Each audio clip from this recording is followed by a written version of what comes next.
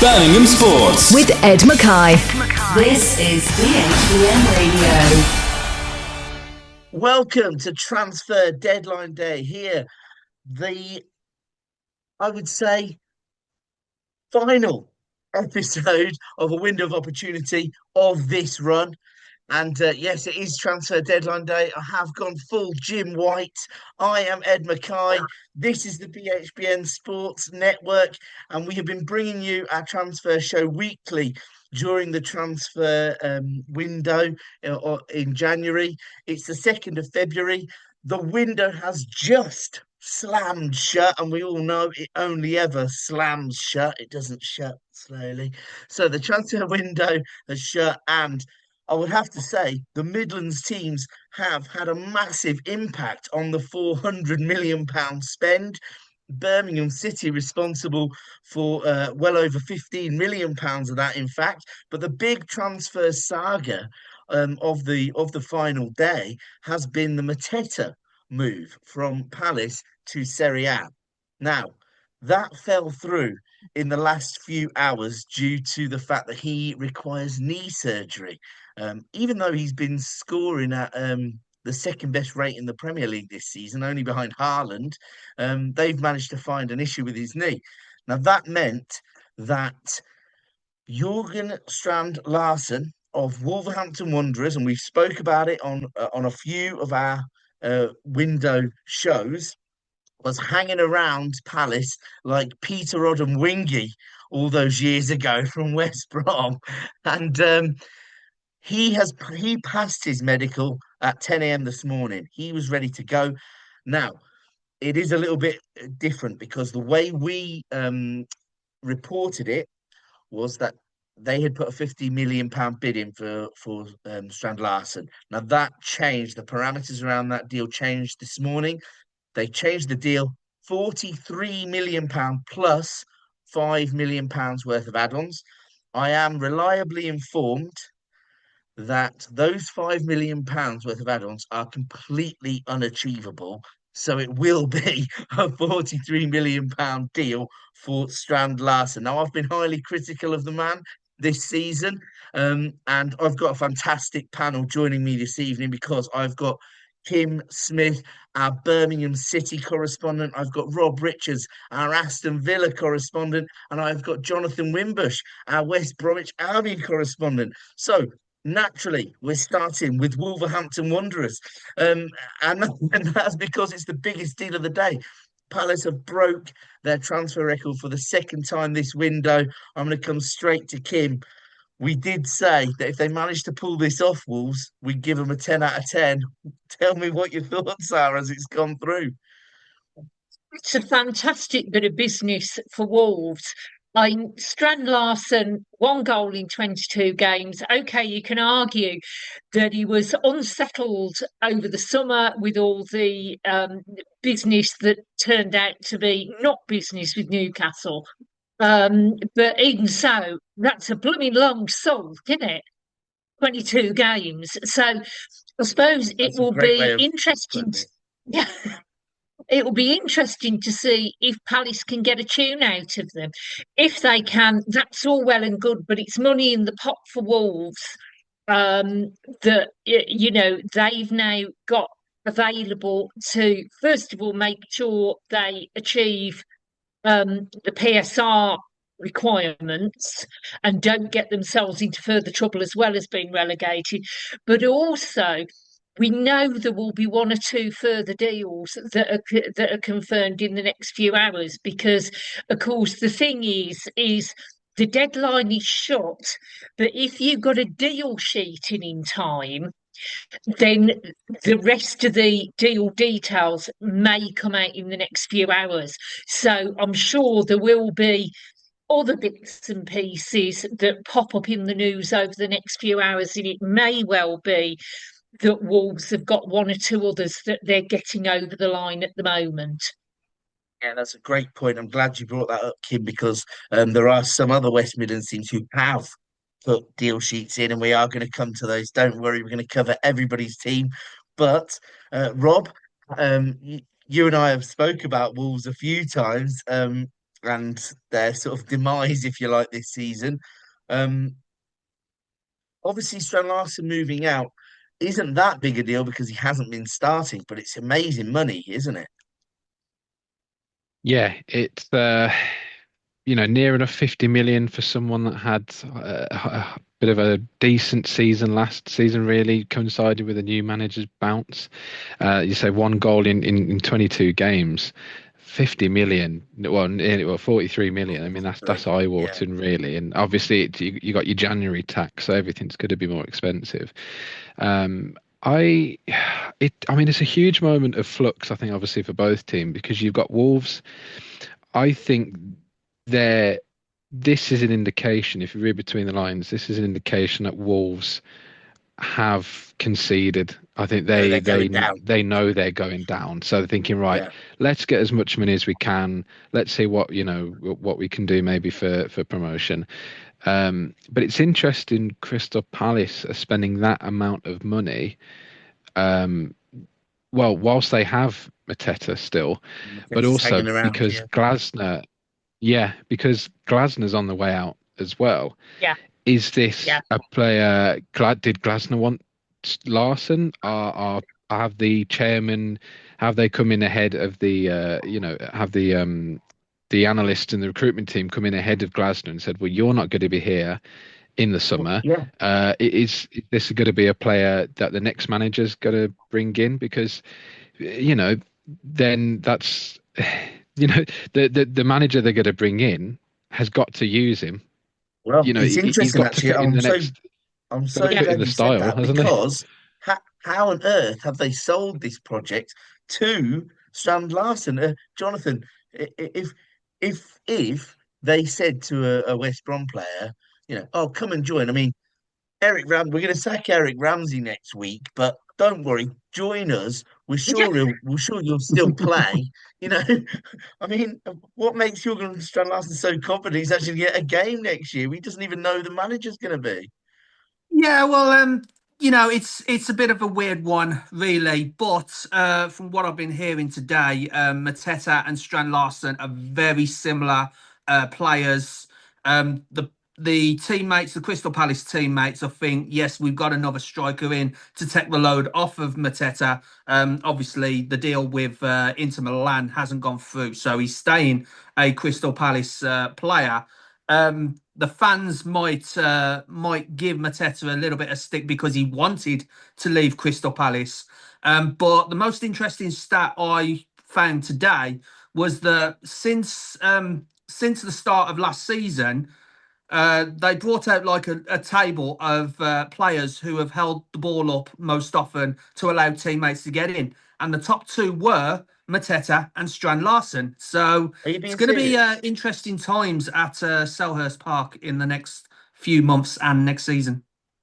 Well, that is a shocking stat because I Yeah. haven't seen him. I don't think he could trap a bag of cement. But anyway, no, we're going to move on because he's no longer a Wolves player. Amazing, amazing money.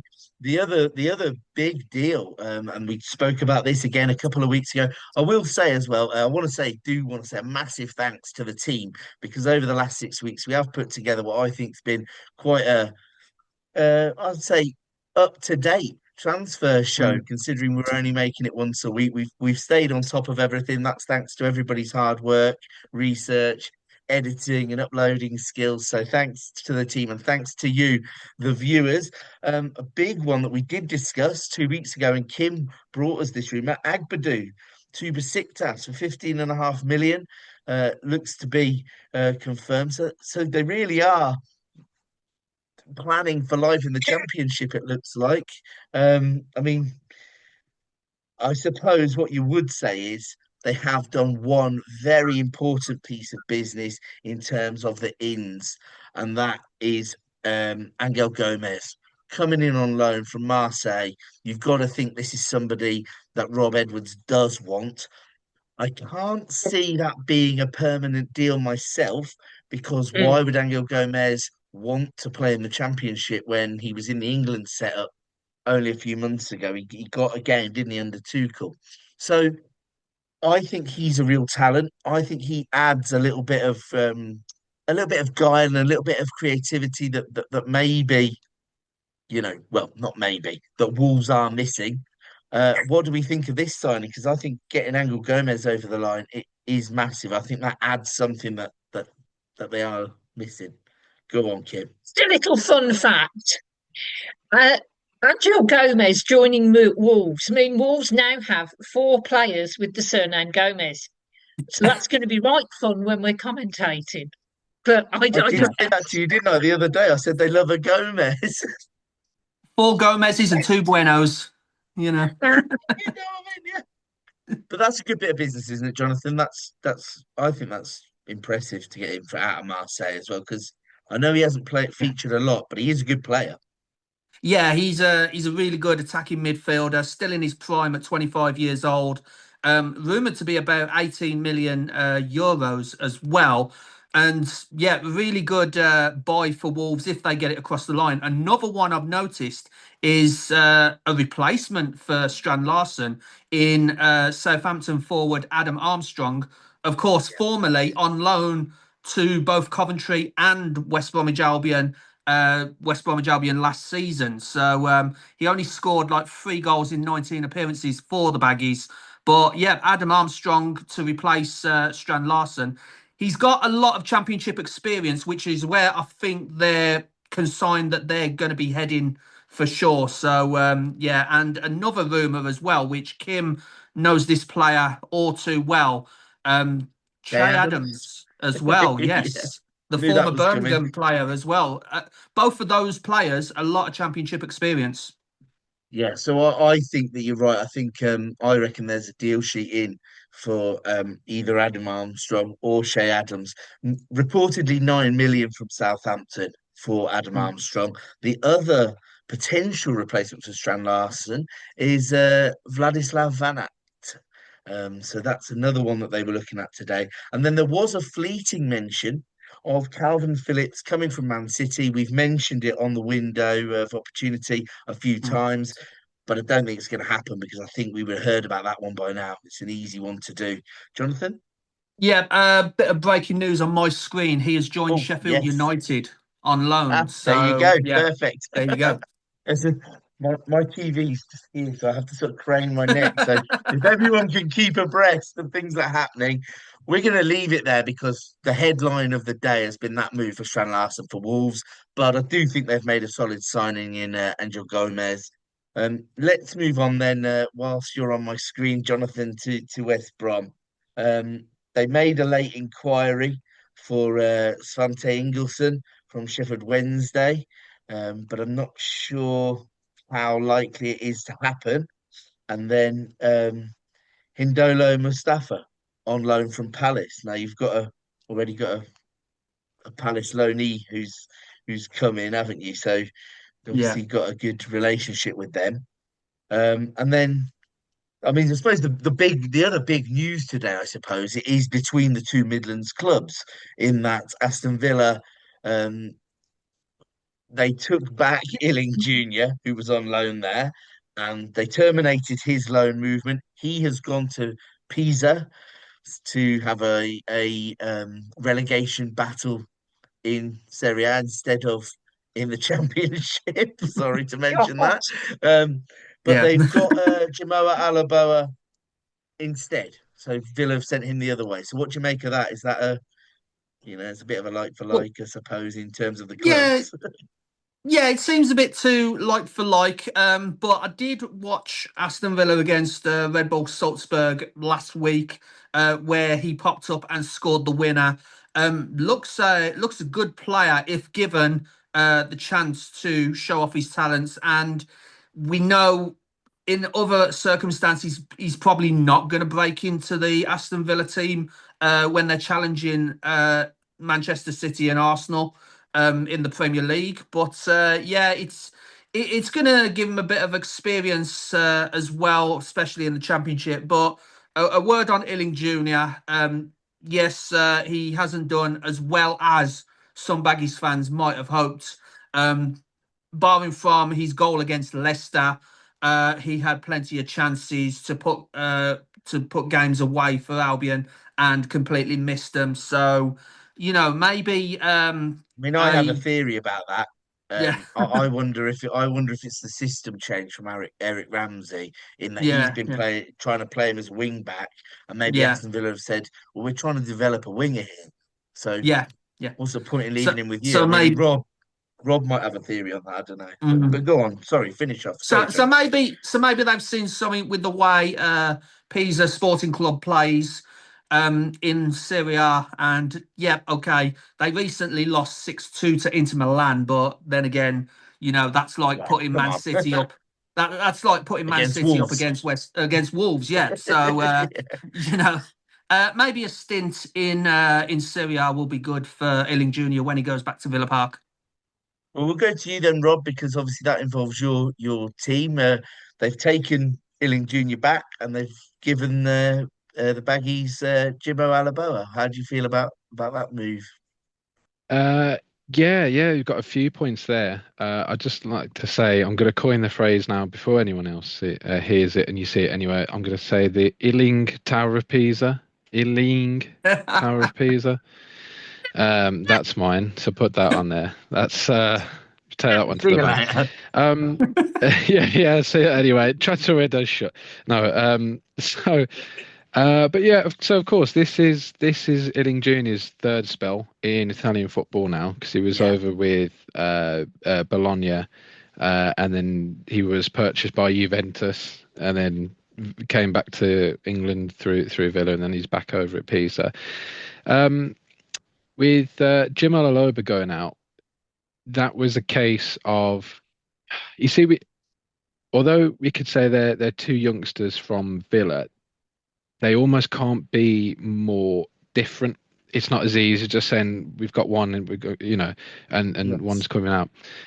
We purchased or we received Inning Junior as part of a It was a PSR part deal that exchange, didn't wasn't it? really Yeah. benefit. Yeah, that didn't really benefit anyone. By the fact that Douglas Luiz has returned from that back to the club, we've seen Illing Junior's then gone back to Syria, and Baron Echea is basically going to be bought by Benfica at the end of the season. So that whole bit of PSR in the end has unravelled. But so Illing Junior hasn't really been a Villa youngster, even though he sort of technically is. But also Jim Alaloba, obviously via West Brom, but he is more of an academy, more of a younger player that Villa seem to be working on and adapting and maybe looking at one in the future. I don't see a future for Samuel Illing Jr. at Villa. I think he's going to be another make weight. He might be 15 million at the end of this season, let's say. So I think they're two very different commodities, and I think we are genuinely giving Jim Aloba some time, some playing time, and like you said, the I don't think anyone under Ryan Mason really played that well. So um, I'm not gonna say Illing Junior was no good because no one, was any good, and a regime change doesn't really benefit a lot of players as well. So there's been a whole lot of flux at West Brom, and I don't think that's benefited Illing Junior. And I think maybe that's a reflection. We're going to sort of airlift him out and try and rescue from that situation, I suppose.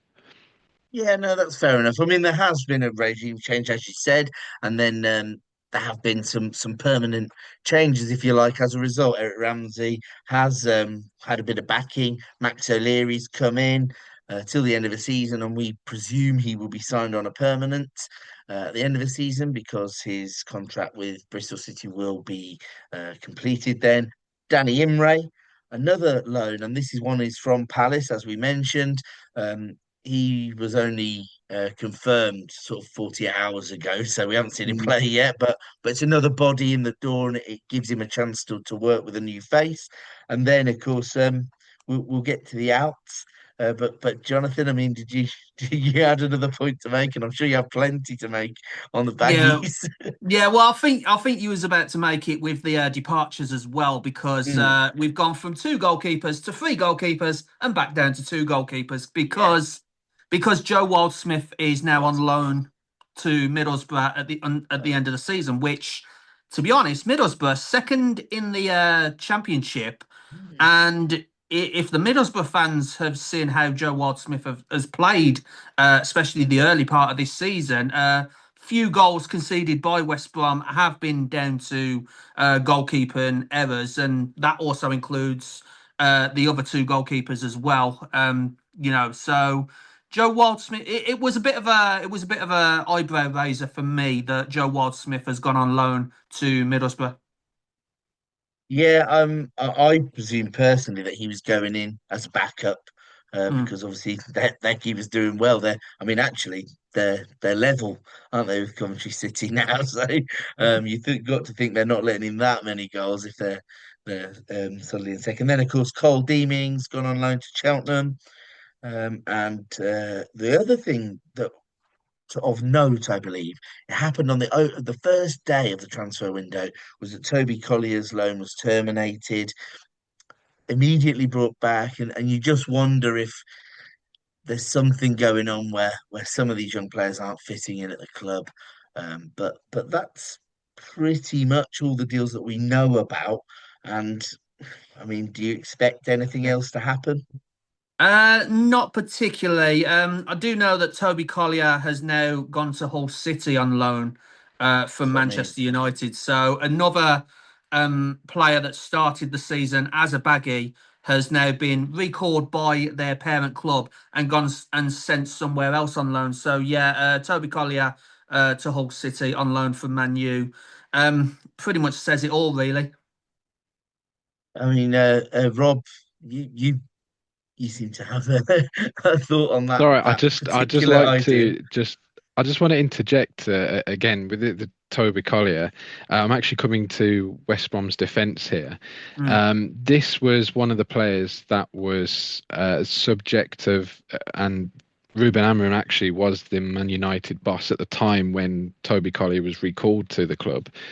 He was one of the players that I'm not sure if you remember, there was that press conference where it was about Kobe Mainu and saying he wanted out Yeah, of the club, he wanted a loan out of the club, and Amrim actually said, "Well, it's not actually beneficial that young players leave the club. Um, a loan's not always best for them." And then he went and listed three or four of the players that were I involved, remember. and I think Toby Collier was one of those. But at the time, he was injured as well, and Yeah. naturally, parent Yeah, clubs do recall injured players. So that was one of the names that yeah, I okay. actually raised my eyebrows and thought, "Why is Collier being mentioned? That's ridiculous from Amorim." Okay, that's fair actually, and I think, let's be honest, and this is a great opportunity to do a bit of Man United bashing, especially if we're going to slag off a manager that they hate as well. Amarin was full of nonsense, and that's been proven. Let's move on. We're going to go to Birmingham City. I would go to Villa, Rob, but I left Birmingham City till last yesterday, and I don't want them to get a complex. So let's go straight to Birmingham City, who I would say have done some of the biggest business in the transfer window, certainly in the Championship, but also they have had a permanent deal secured today. Patrick Roberts signs on a permanent deal. It's one we discussed on Saturday, Kim. 2.5 year deal now, then, from Sunderland. He was on loan. Is that a positive signing from your point of view? Oh yeah, and it's a bit of clever work as well because of course it's loan to permanent, which creates another loan space. And the latest rumours I've just been rootling about on Twitter while we've been talking is that there is somebody in the building at I Birmingham know, I City. know. Yeah, and It's the rumor Jonathan is Panzo, Jonathan isn't it? Panzo. Yeah, Yeah, and yeah. they were certainly talking about that on local radio a little while ago. You never know; it might be confirmed before we finish recording. But there's already things like farewell messages to him on Ave Rio's website. I've read that. Yeah, I've read that he's done his medical. So they are doing the Yeah, paperwork. So, like you say, hopefully in the next 15 minutes we will get confirmation of that. The good thing about Jonathan Panzo is that, of course, he's played in the Championship for Coventry City. He's played for yes, Cardiff, so he brings a bit of experience. And you were advocating for a defensive yeah. sort of centre back to come in and add some competition, or at least another body, weren't you? So that Yeah, looks really positive. definitely. Yeah, yeah, you can't really go through to the end of the season with only two centre backs because it's very easy for somebody to get sent off and suspended or get injured or something like that. And you don't really want to put the pressure on your academy kids. But at the pointy end of the season like that, when you might have something to play for. But in general, Blues have almost done a summer's business in a January window, which Question. I can't recall one like that in recent years, certainly. Because I mean, there's been a whole bunch of players gone out. Quite a few of the players who were in the League One squad have been moved on. As we know, as we've already talked about, there's been a bunch come in, including Vicente, who was the one I really didn't think Blues would land, and then Roberts today. And obviously, if we can, sew up, whether it's a loan signing or a permanent deal for Panzo or another centre back in case it is actually somebody else in the building, then that will be a really good Windows business.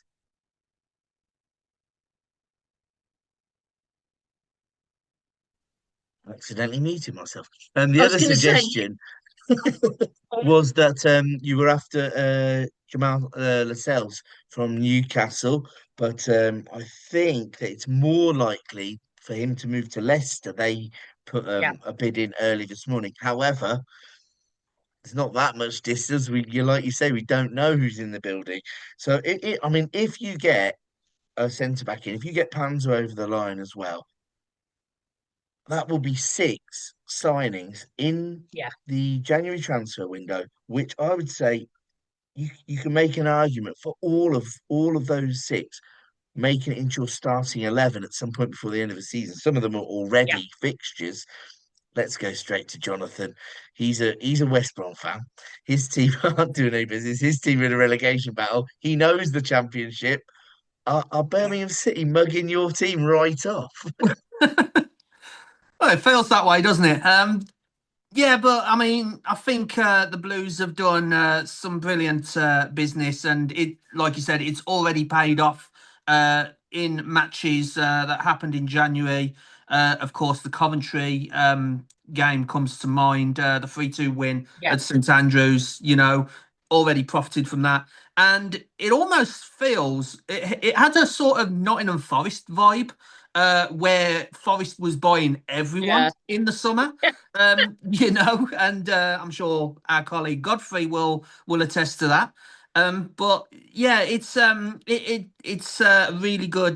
Been a really good window, probably the best of the four Midland clubs in the Midlands. So yeah, really good business for Blues. Yeah, there's no question that they've won the window in terms of the teams we cover. Carlos Vicente, August Priest, Kai Wagner, Johan Solis, Ibrahim Osman, and if they get a centre back over the line as well, which please everybody keep your eyes peeled yeah. just in case it goes through. We'd I'm love to watching get it my on the show. screen. Yeah. And then also, I think that they've done some good business in terms of their outs as well because they've Yes, generally upgraded on the players they've let go. Tyler Roberts has gone to Mansfield, Dion Sanderson to Derby, Lyndon Dykes has gone out, and to be honest, he was a bench player. He was an mm, impact player, wasn't he, to try and get you over the line in games. He wasn't a starter. And it looks like you've added some real attacking potency in the yeah, players you've brought in. Okay, well, we'll keep our eye on whether Panzo from Rio Aves is confirmed during the show because we only have about 10 minutes left, and we're going to come to I suppose the Hollywood team that we cover because they're flying high in the Premier League, and they have done some big business. We're going to come straight to Rob Richards. I think you've come second in the window. Let's take Wolves pulling Palace's pants down aside because how they managed to get, I think they've got Harry Potter working as their technical director to get 43 million for him. But I'll stop having a go at him. Um, Tammy Abraham in almost made an immediate impact, but for VAR. Um, Douglas Luiz back to the club, and then a couple of development projects in Allison and Brian Maggio. How do you feel that Villa's window's gone, Robbie? Are you pleased? Yeah, yeah. I'm really pleased with it. It's been quite a sentimental window, really, a little bit emotional.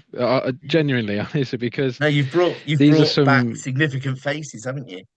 Yeah, yeah. I mean, these have been players that have greatly contributed to Villa's success over the years, and where Villa have got to recently.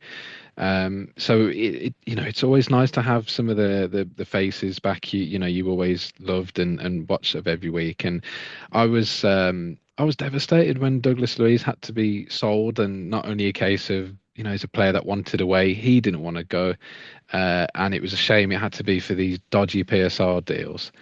Um, so it was a shame to see him go, but happy to have him back. And in a time when we really need Douglas Luiz and Tammy Abraham, these aren't just luxury accessories. We need a backup striker after selling Marlon. We could say we brought it in ourselves, but nice to get Abraham, Douglas Luiz, and it was always nice to chuck in a few development projects with Villa's transfer policy now. There may not be round the club for many years to come, but they might be sold on for profit.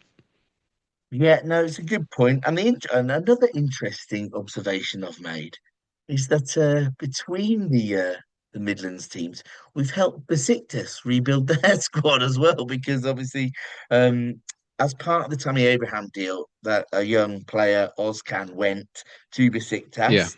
As part of that deal, it was 18.5 million plus Ozcan. And then obviously Agbadou's gone from Wolves to Besiktas today as well. So we're helping them out. But also you and think Marlon, Fenerbahce as well. Sorry, I'll just say yes, true. Fenerbahce. They've got three or four Villa players in the team right now Whereas, as well. So yeah, they have, the haven't they? Yeah. Turkey must love the Midlands. Absolutely. Well, Marlon's gone, as you say. And then a player who I think you have upgraded on, you brought in Tammy, you've let Gusson go to Palace. And again, Palace, they seem to be doing ferreting around the Midlands quite a bit, don't they? If they're not loaning them to West Brom, they're loaning them from Villa. So he's gone. The big Hollywood names today for Villa, and they did make a late inquiry for Harry Wilson from Fulham. Now, I think they were told by midday on your bike, but it is an ambitious, it is an ambitious inquiry to make, because Harry Wilson's been one of the standout midfielders of the season. That would have been a big one, wouldn't it? Yeah, yeah, that would be really big. It's, he's only got 6 months left on his contract. I wouldn't want to go out there and say it's a statement signing, but it's definitely one of the most potent players right now. And if Villa could pick someone up like that, I suppose it would be, to a lesser extent, it'd be almost like a Man City going for Semenyo. If Villa could take Harry Wilson, that would be definitely something to look out for. Probably can't see it happening. I think Everton probably had more of a stake in getting him, and they were rebuffed in to today. So, but you never know. Watch your space there. Yeah, absolutely. Well, the other two big sort of, I suppose, requests, if you like, rather than realistic signings.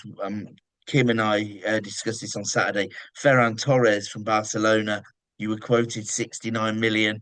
I'll be honest, I don't ever think it was going to happen. But I mean, No, what Kim no. said on Saturday is, where are they going to get the money to fund that? So I think Well, that was quite interesting. I mean, yeah. yeah, exactly. Particularly in January as well, where we're watching money. I think I saw on Birmingham Mail he was quoted as the next Morgan Rogers, which Really? that's quite laughable, to be honest. Yeah. So I I'm think not sure Barca might have who something made to that one say up, about but that. yeah. Well, I think we would have something to say about that as well. Yeah, absolutely. Well, I mean, Kim, how do you feel that Villa have done? Because they have sort of solidified their squad a little. I think they've traded up in the ones they've let go, but they didn't quite, I suppose, get that star signing that they might have been aiming for with the likes of Harry Wilson and Ferran Torres.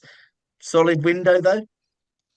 Yeah, I think so. And especially given the restrictions of PSR, I think they've done some good business. I think particularly the Tammy Abrahams, and I think we will see him score goals that aren't disallowed. But I won't start the discussion about that now. Leave it, leave it. Well, Jonathan, I'll come to you then for the final word on Villa before we wrap up. I mean they've done solid business as we've said. Um, who's your pick then of who they've brought in? What who do you think will the difference maker will be with a Europa League and a Champions League qualification to play for? Well, I think the combination of Douglas Luiz and Tammy Abraham will be absolutely vital for Aston Villa. As you said, they didn't get that star signing, and even Jean-Philippe Mateta was linked with Aston Villa before the whole Inter Milan saga that happened earlier today. So, yeah, although they haven't got the big signing, to be honest, I think Tammy Abraham and Douglas Luiz, I think they'll do well. They're back in the fold, so to speak. So yeah, and Tammy already proved he can put the ball in the back of the net. So yeah, we'll look forward to see how Aston Villa play the rest of the season. Absolutely. Well, what I'm going to do now is just before we finish, I'm going to come to each of you and I want you to grade your own club's transfer window. So while we're on you, then, Jonathan, give West Brom a grade out of 10 for the January transfer window. Uh, it's probably going to be a 6. 6 out of 10, that's fair. Rob Richards, Aston Villa's transfer window, please do give me a score out of 10. Oh, I'm gonna have to go a 9. Nine We've out of made 10. profit. That's big. We've brought in players that we've previously been here and we've loved. And in terms of what we need right now, we need the 2 players we brought in. That's the most sentimental grading I've ever heard. And Kim, let's hear your grade for Birmingham City and their transfer window. Right, as the Blues have just updated their Twitter bio to fancy another one, sounds like there is another one, so I'm going to go for an 8.5. 8.5 out of 10. I'm going to grade Wolves as the host of the show, and I'm giving them 10 out of 10. They got Strand Larson out the door for £43 million to Crystal Palace. And imagine if Palace win the league, they'll get another 5 million as well. Well, we will leave it there then for a window of opportunity. This has been Transfer Deadline Day. Don't forget to stay tuned to our channel in case those late night transfers go through. Thank you to Kim Smith, to Rob Richards, to Jonathan Wimbush, and of course, thank you to you, the viewers.